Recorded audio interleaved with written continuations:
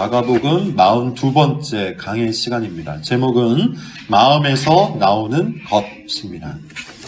오피셜이라는 말이 있죠. 공식적으로 확인된 것을 말합니다. 요즘 스포츠 뉴스 안에서 많이 볼 수 있는 말이에요. 이적 기간이기 때문인데요. 선수가 이적할 때 구단이 공식적으로 확인해서 발표하는 것, 이런 것들을 오피셜이라고 얘기합니다. 그 전까지는 수많은 루머가 떠돌아다녀도 사실 어떻게 될지 알 수가 없기 때문이죠. 실제로 우리나라 축구 선수 중에 박주영이라는 선수가 있었는데요. AS 모나코에서 뛰다가 릴 OSC라는 축구팀으로 이적한다는 기사가 나온 적이 있습니다. 구단과 합의가 다 끝이 났고 박주영은 짐을 싸고 있었는데 갑자기 아스날이라는 팀에서 박주영을 가로챈 후에 오피셜을 낸 적이 있어요. 박주영이 우리 선수가 되었다는 것은 아스날 팀에서 공식적으로 확인하여 발표한 것이죠. 이런 것들을 오피셜이라고 얘기합니다. 반면에 이 말에서 기인된 것인데요. 내피셜이라는 말이 있죠. 내피셜은 공식적으로 확인되지 않은 것을 말해요. 말 그대로 자기 뇌에서 나온 뉴스, 근거가 없는 뉴스를 말합니다. 근거도 없고 공식적으로 확인된 바도 없는데 자기 머릿속으로 그랬으면 좋겠다 혹은 그럴 것이다 라고 생각한 것을 말하는 것. 일종의 가짜 뉴스, 페이크 뉴스죠. 각종 매체가 발전을 하고 개인 채널이 많아지면서 가짜 뉴스가 점점 많아지고 있습니다. 공식적인 기관에서 인증을 해준 그런 뉴스가 아니라 그냥 개인이 생각한 바를 뉴스처럼 방송을 해버리는 일이 많다는 겁니다.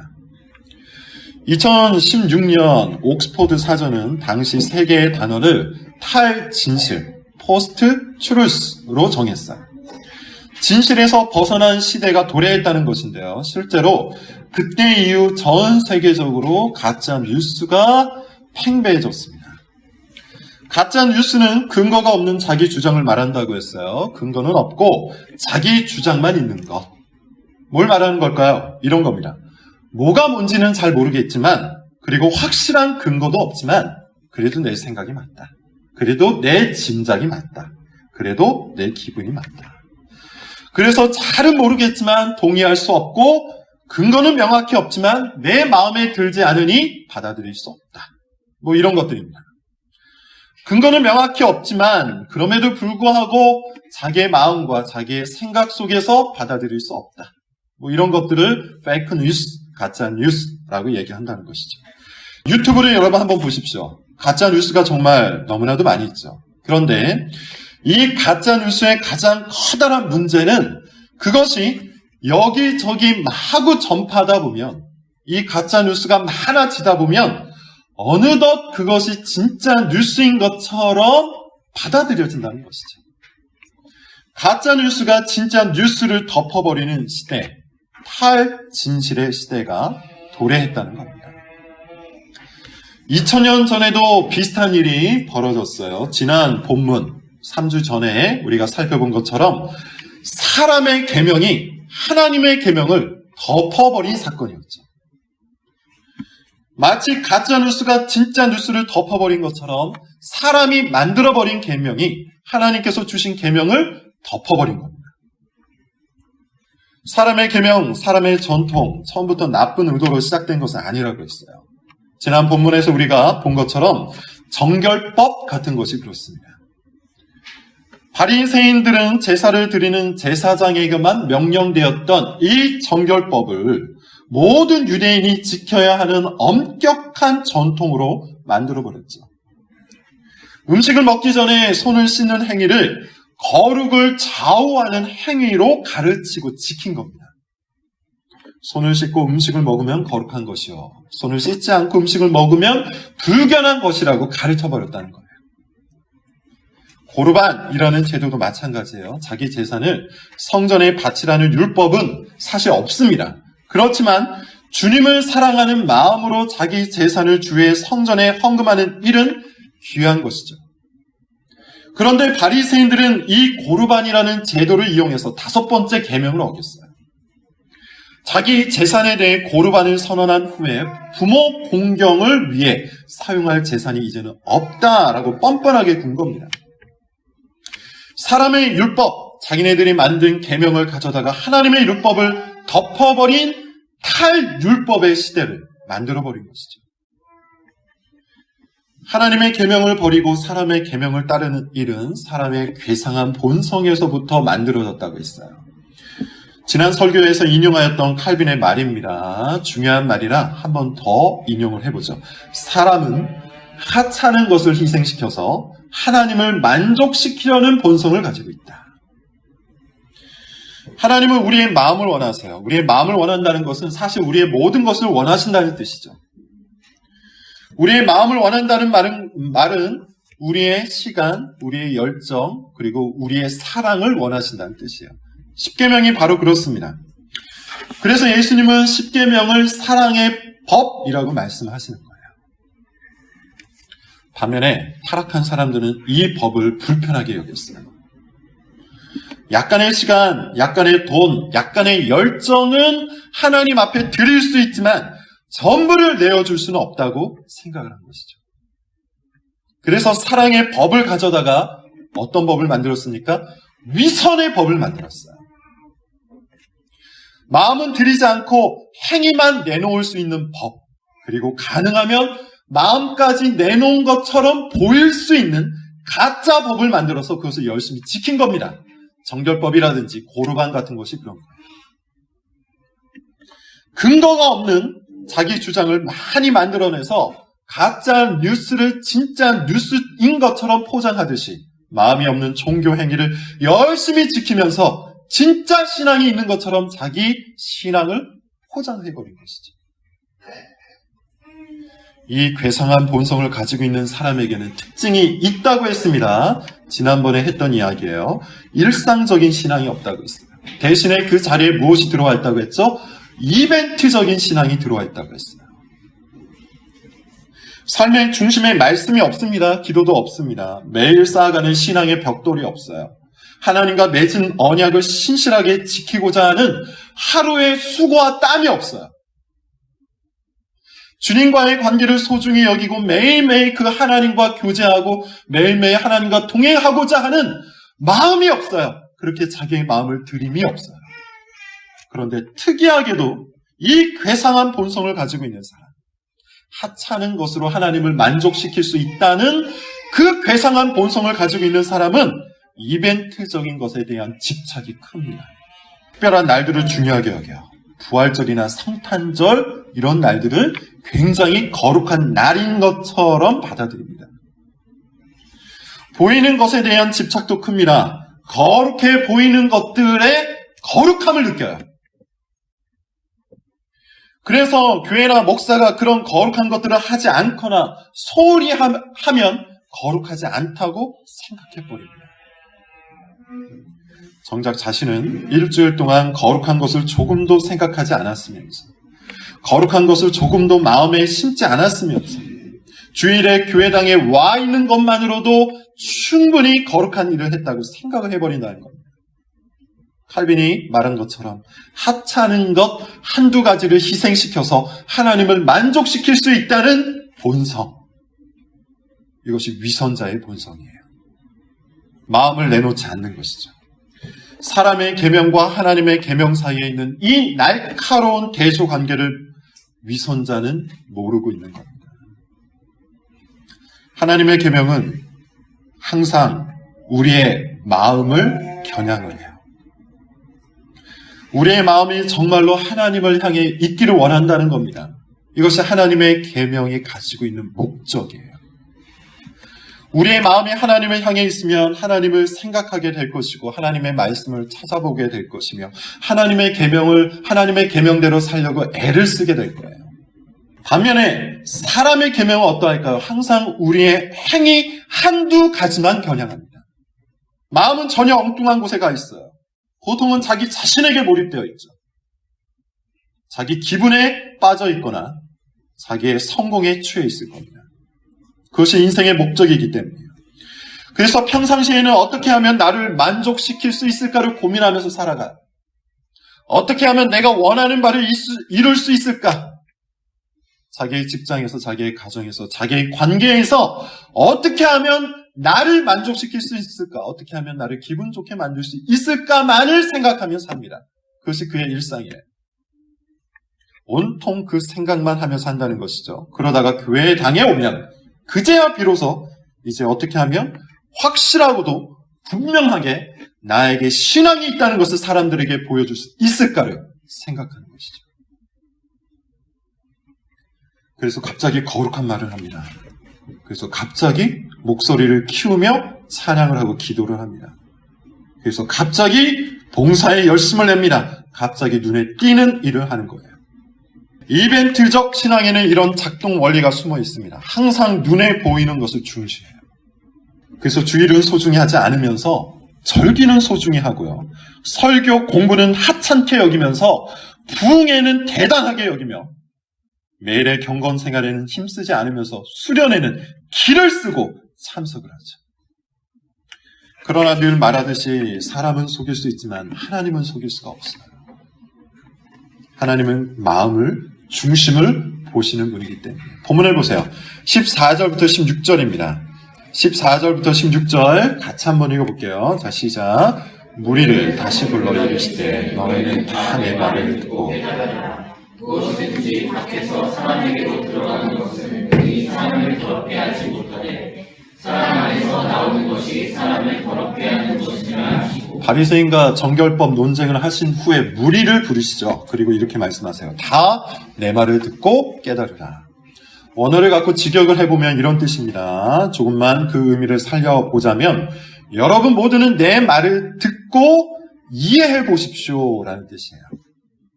쉽게 말해서 제발 좀 알아먹으라는 것이죠. 예수님은 계속해서 무리들을 말씀 속으로 초대하고 계십니다. 내 말을 듣고 나의 말 속으로 들어오라는 겁니다. 지금 이 말에서 마태복음의 구조가 등장하고 있죠. 마태복음은 바리새인의 교훈과 예수님의 교훈, 이 사이에 끼어있는 유대인 무리들에게 끊임없이 선택을 강요하는 구도가 있었다고 했어요. 지금 여기도 같습니다. 정결법을 고집하면서 한두 가지 행위를 내놓으면 충분히 거룩할 수 있다고 가르쳤던 바리새인의 교훈. 오로지 마음을 다해 주님을 섬겨야만, 마음의 새롭게 함을 받아 그 마음으로 주님을 섬겨야만 진정한 거룩을 얻을 수 있다고 이야기하는 예수님의 교훈. 그 중간에 유대인의 무리가 끼어있는 거예요. 그리고 예수님은 계속해서 무리들에게 이 복음 속으로 들어오라고 초청하고 계신 겁니다. 너희는 다 내 말을 듣고 깨달으라. 여러분 모두는 내 말을 잘 듣고 그 말 속으로 들어오십시오. 진리를 향한 초대는 지금 여기서도 계속됩니다. 이 말씀은 2000년 전 유대인만이 아니라 지금 이 시대의 무리들에게도 똑같이 주어지고 있어요. 진리를 향한 초대, 복음으로의 초대는 말씀을 잘 듣고 그 말씀 속으로 들어오는 거예요. 자, 그런 의미에서 15절, 16절 말씀은 별것 아닌 말씀이 아닙니다. 복음에 관한 말씀이에요. 굉장히 중요한 말씀이라는 뜻이에요. 복음의 원리, 복음의 핵심에 관한 말씀인 겁니다. 왜 그럴까요? 결국 거룩함에 관한 이야기이기 때문이에요. 밖에서 사람에게로 들어오는 것은 사람을 더럽게 하지 못한다. 오히려 사람 안에서 나오는 것이 사람을 더럽게 한다. 이 말씀은요, 사실 조직신학적으로 보면 인간론, 죄론, 기독론, 구원론이 담겨있는 말씀이에요. 자, 지금부터 약간 어려워지는데 한번 잘 들어보세요. 바리새인은 밖에서부터 더러움이 침투한다고 믿었어요. 그래서 정결법 같은 것을 아주 엄격하게 지킨 겁니다. 더러운 손으로 먹게 되면 그 음식물이 자기 속으로 들어와 자기를 더럽게 한다고 생각을 한 것이죠. 그 말은 사람은 적어도 중립적인 존재라는 뜻인 것이고 죄는 사람 안이 아니라 사람 밖에 있다는 뜻이 되는 것이죠.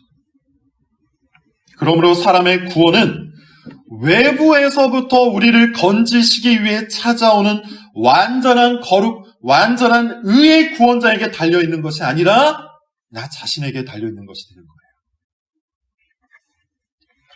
실제로 이런 관점에서 바울은 여러 서신서에서 유대인의 행위 구원론을 고발하고 지적했죠.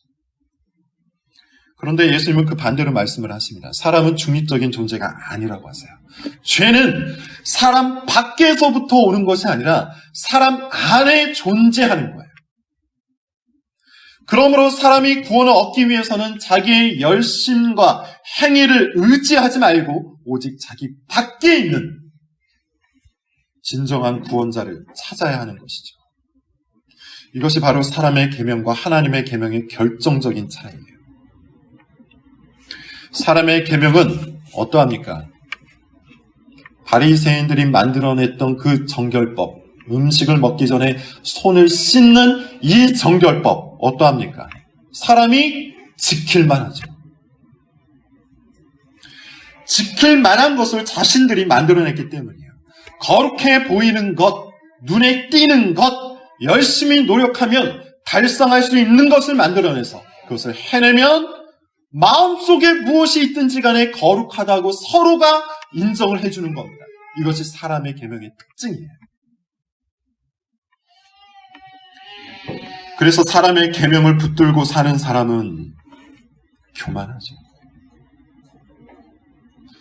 자기 힘으로 그것을 해내면서 살 수 있기 때문이에요. 자기가 해낸 것들이 자기 자신감의 근원이 되기 때문이에요. 말씀 열심히 읽고 기도 열심히 하고 주일 성수 열심히 하고 교회에서 시키는 대로 힘써 봉사를 하는 등 이와 같이 외적인 행위 몇 가지를 통해 스스로가 거룩에 이룰 수 있다고 착각을 하기 때문에 곧 자기가 해낸 것들이 자기 의와 거룩함의 근원이 되기 때문에 이들은 항상 교만합니다. 또한 순식간에 좌절에 빠지기도 하죠. 제대로 해내지 못하면 자신이 형편없다는 증거가 되기 때문에 우울해지고 무력해집니다. 교만함과 무력함은 그런 의미에서 사람의 계명을 따르는 자력 구원자에게서 자주 발견되는 특징이에요. 반면에 참된 복음은 우리에게 무엇을 줍니까? 참된 복음은 처음부터 우리가 무엇을 할 수 있는 존재가 아니라고 말하죠. 처음부터 우리가 우리 자신 안에 있는 것을 의지할 수 없다고 말해요. 처음부터 우리는 무력하고 무지한 존재라는 것을 가르칩니다. 이때 하나님의 계명이 바로 그 역할을 해내는 거예요. 우리의 무력함을 폭로하고 우리의 무지함을 드러내는 거예요. 하나님의 계명은 절대로 외적이거나 이벤트적이지 않기 때문이에요. 마음을 요구하고 일상을 요구하고 있기 때문에 하나님의 계명 앞에 서면 우리는 우리의 무력함, 우리의 범죄함, 우리의 타락함을 온전히 고백할 수밖에 없습니다. 그래서 하나님의 계명에 정말 충실하게 매달려 본 사람만 자신이 얼마나 형편없는 존재인지를 진심으로 아는 거예요. 그리고 그렇기에 우리의 유일하신 구원자 예수 그리스도를 바라볼 수밖에 없게 되는 것이죠. 예수 그리스도의 의가 우리의 죄를 덮고 예수 그리스도의 거룩이 우리의 더러움을 깨끗게 하고 예수 그리스도의 생명이 우리의 죽음을 이긴다는 것을 믿음 안에서 발견한 사람은 그런 의미에서 교만하지도 않고 좌절하지도 않습니다. 여러분 한번 생각을 해보세요. 나의 나됨이 예수님이 해낸 것들로부터 온 것인데 어떻게 교만할 수 있겠습니까? 나의 나됨이 예수님에 의해 보존되고 있는데 내가 어떻게 좌절할 수 있겠습니까? 내가 열심히 하나님의 계명을 지켰다고 해서 그것이 나의 영광이 될 수 없고 내가 때로 하나님의 계명에서 어긋났다고 해도 그것이 나의 수치가 될 수가 없는 거예요. 예수님께서 십자가 위에서 이미 나의 모든 수치를 대신 당하셨기 때문에 이제 나에게는 수치가 남아있지 않기 때문입니다. 예수님께서 무덤에서 부활하셔서 모든 영광을 받으셨기 때문에 그리스도 안에 있는 나에게도 그 모든 영광이 머물러 있는 겁니다. 그러므로 참된 복음을 붙들고 사는 사람은 나를 끝없이 좌절시키는 하나님의 계명을 소중히 여겨요. 사랑해요. 왜냐하면 하나님의 계명이 나를 십자가의 영광 속으로 계속하여 이끌기 때문입니다. 여러분이 정말 중요하게 생각하는 것이 뭡니까? 이 시간 차분히 한번 생각을 해보십시오. 여러분이 정말 인생에 있어서 가장 중요하게, 귀하게, 소중히 생각하는 게 뭡니까? 특별히 신앙에 있어서 우리가 정말로 중요하게 여기는 것, 어떤 것들입니까? 하찮은 몇 가지 행위를 하나님께 내놓는 걸로 만족하고 있습니까? 거룩해 보이는 것들, 눈에 띄는 것들, 이벤트적인 것들을 행하고 그것으로 자기 신앙을 삼고 있습니까? 어쩌다 한 번씩 행한 경건 생활이 여러분의 근거입니까? 그렇게 자기가 만든 사람의 계명을 가지고 자기도 판단하고 남도 판단하면서 살고 있는 건 아닙니까? 그러나 우리가 정말로 열심히 붙들어야 하는 신앙, 우리가 정말 귀히 여겨야 하는 것들은 그런 것들이 아니야. 하나님으로부터 오는 것들이에요. 하나님의 계명을 소중히 여겨야 한다는 겁니다. 온 힘을 다해 충성스럽게 지켜야 합니다. 그리고 그 계명의 빛에서부터 오는 나의 무력함, 나의 범죄함을 발견하고 우리의 영광과 위로, 우리의 의와 구원, 우리의 사랑과 거룩이 되시는 예수 그리스도를 꼭 붙들고 살아야 합니다. 그것이 신앙이에요. 우리는 우리의 강함을 자랑하지 않고 우리의 연약함 속에 머무시는 그리스도의 강함을 자랑하는 그리스도인이기 때문에. 자, 그런데 제자들은 이 비유, 복음의 원리를 설명한 이 비유가 좀 어려웠던 것 같아요. 그래서 무리들이 돌아간 후에 예수님께 이렇게 묻습니다. 17절부터 19절입니다. 같이 한번 읽어볼게요. 시작. 무리를 떠나 집으로 들어가시니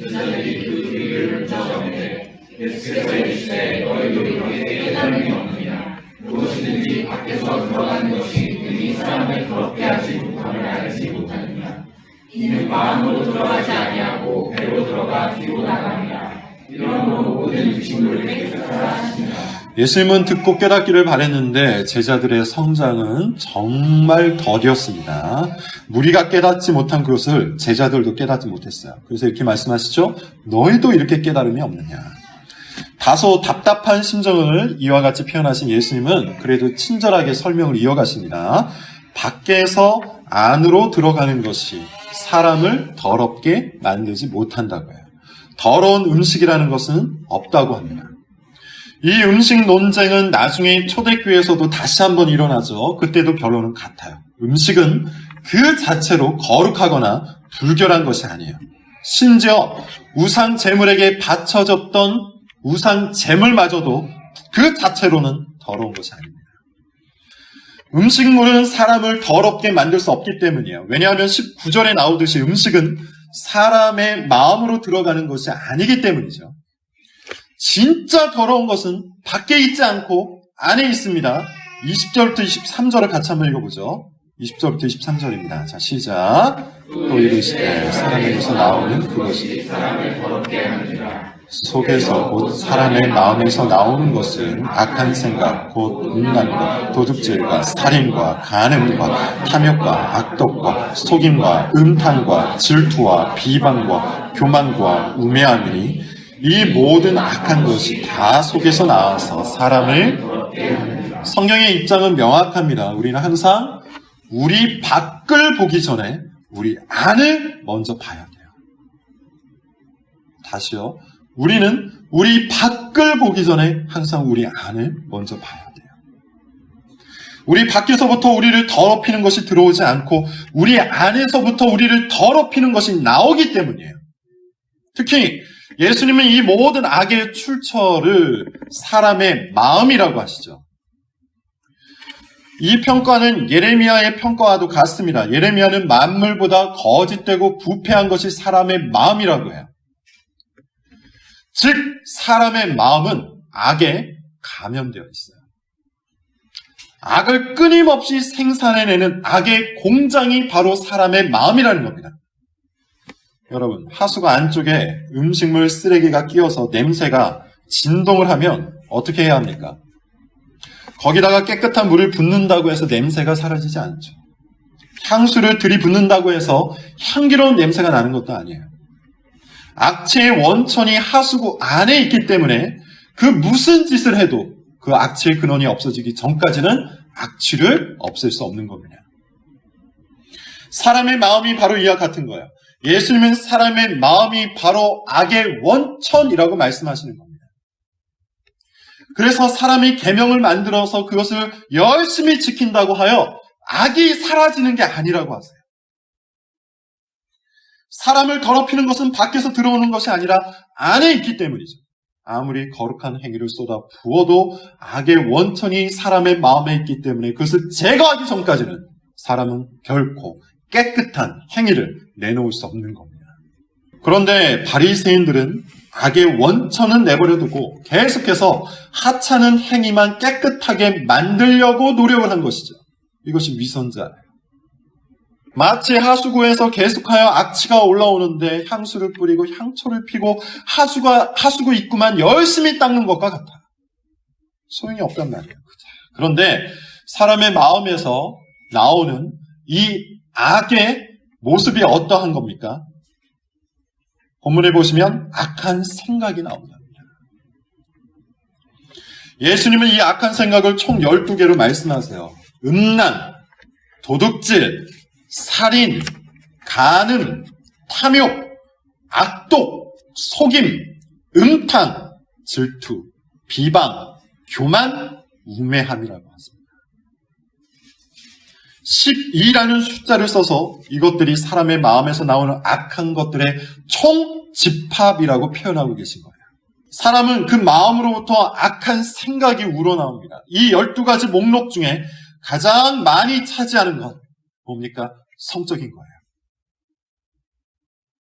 음란한 생각, 간음하는 생각, 음탕한 그 악한 생각이 마음에서부터 우러나온다.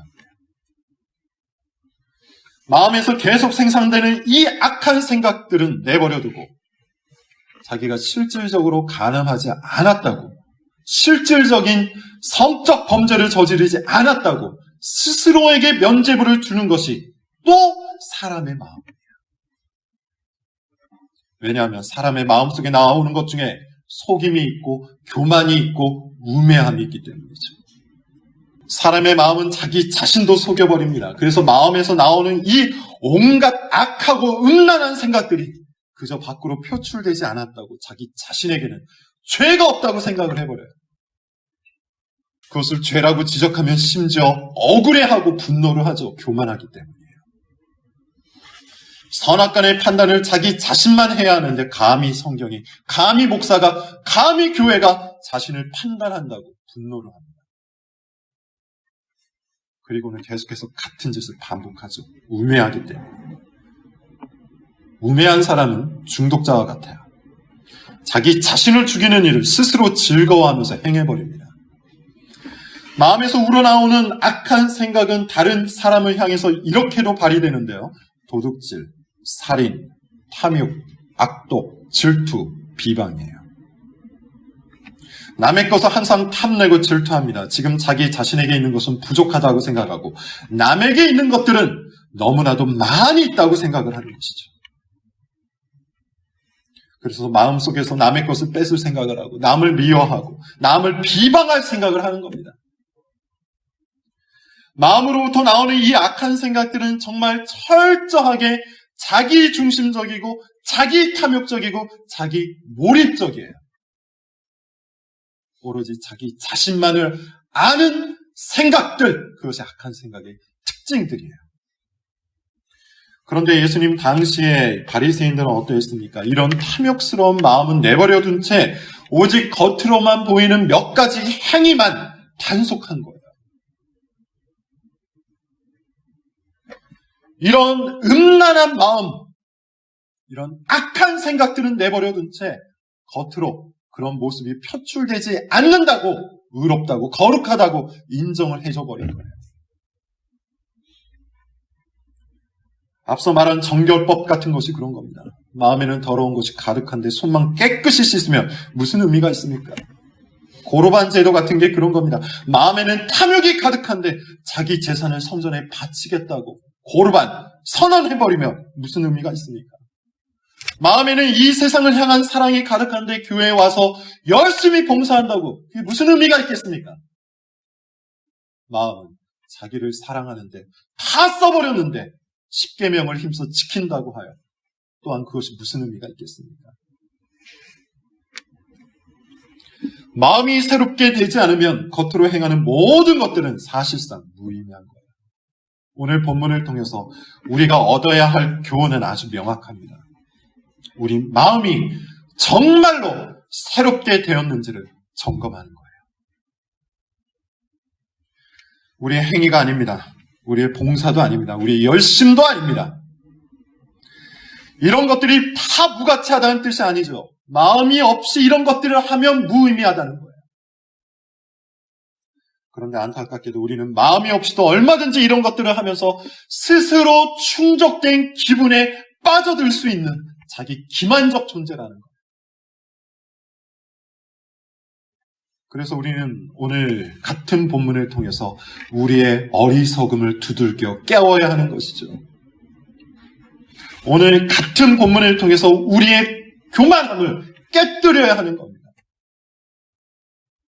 새해가 시작되면서 어쩌면 여러분 중에 몇 분은 새로이 결심하고 열심히 경건 생활하면서 그걸로 기분도 좋고 나름대로 충족된 삶을 살고 있는 분도 있을 수 있어요. 다 좋습니다. 그것 자체가 잘못됐다는 말이 아니에요. 그러나 그것으로 인해 기분이 좋고 그것으로 인해 자신감이 생기고 그것으로 인해 안정감을 느끼고 있다면 잘못된 겁니다. 하찮은 것 몇 가지로 하나님을 만족시킬 수 있다는 괴상한 본성대로 살고 있는 거예요. 실제로는 자기 자신에게 만족하고 있는 것이고 실제로는 자기 자신의 충족된 기분에 빠져 있는 것에 불과해요. 그것은 교만과 좌절 사이를 왔다 갔다 하는 매우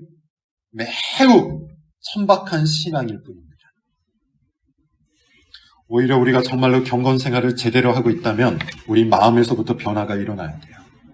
자기를 드러내고 싶고 자기를 과시하고 싶은 마음이 점점 사라져 가고 있어야 돼요. 억울하고 불편하고 원망스러운 마음도 점점 사라지고 있어야 돼요. 부패한 마음으로부터 나오는 그 악한 생각들도 하나씩 옅어져야 돼요. 자기를 잘 숨기는 기술이 아니라 자기를 제대로 발견하는 은혜를 알아가고 있어야 돼요.